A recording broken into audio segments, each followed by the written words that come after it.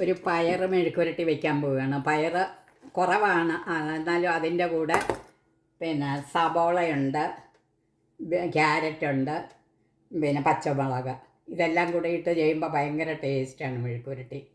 എല്ലാവരും വച്ച് നോക്കണം കേട്ടോ. എണ്ണ ഒഴിച്ചിട്ടുണ്ട്. ഇനി സബോള ഇടാം. സവോള ഒന്ന് വഴന്ന് വന്നിട്ട് പിന്നെ ക്യാരറ്റും ഈ പയറിടാം. പയർ 100 ഗ്രാം പയറുണ്ട്.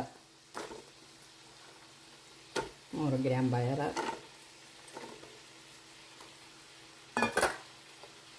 പിന്നെ 2 ക്യാരറ്റ്,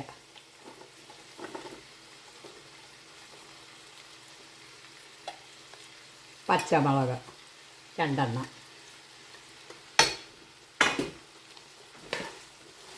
അറിയാവുന്നതാണ്, എന്നാലും ഓർക്കപ്പുറത്ത് ഓരോന്നും ചെയ്യാൻ കാണിച്ചു തരിക. ചിലർ പയർ ഇച്ചിരിയുള്ളല്ലോ എന്ത് ചെയ്യുമെന്നും പറഞ്ഞിരിക്കും. ദേ ഉപ്പ്, ആവശ്യത്തിന് ഉപ്പ്,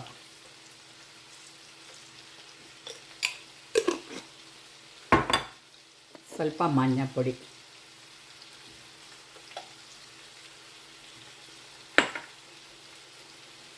ഇനി അടച്ച് വെച്ച് വേവിച്ചിട്ട് കാണിക്കാം.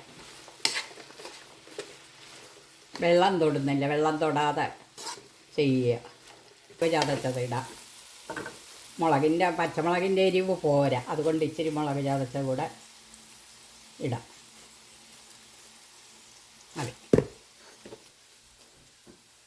2 വേപ്പില ഇട്ടു. മെഴുക്കുവരട്ടി.